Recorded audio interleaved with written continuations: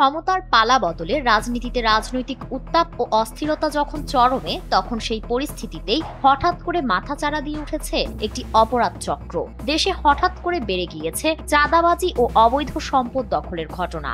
অবাক করার মতো বিষয় হলো, পুলিশের হাতে ধরা পড়া অপরাধীদের অর্ধেকেরও বেশি একেবারেই নতুন মুখ। আগে যাদের বিরুদ্ধে কোনো অভিযোগ ছিল না, তারাই এখন প্রকাশ্যে এই ব্যবসায় নেমেছে।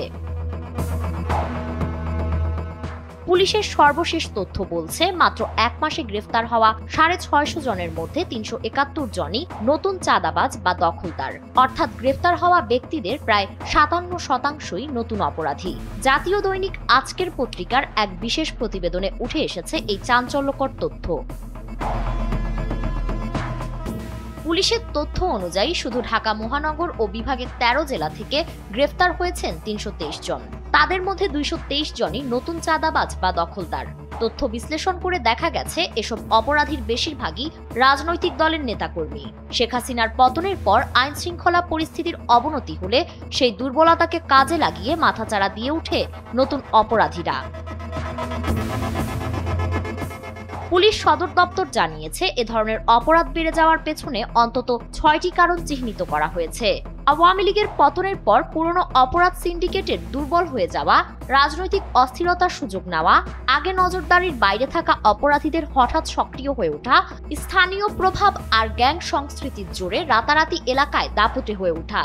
বিশেষ করে পরিবহন খাত, বাজার, আবাসন প্রকল্প এবং শ্রমিক সংগঠন এই অপরাধীদের চাঁদাবাজি ও দখলের প্রধান ক্ষেত্র হয়ে উঠেছে। পুলিশ সদর দপ্তরের অপরাধ ব্যবস্থাপনা বিভাগের ডিআইজি ডক্টর মোহাম্মদ আশরাফুর রহমান বলেন, সমাজে অস্থিরতার সুযোগ নিচ্ছে কিছু ব্যক্তি।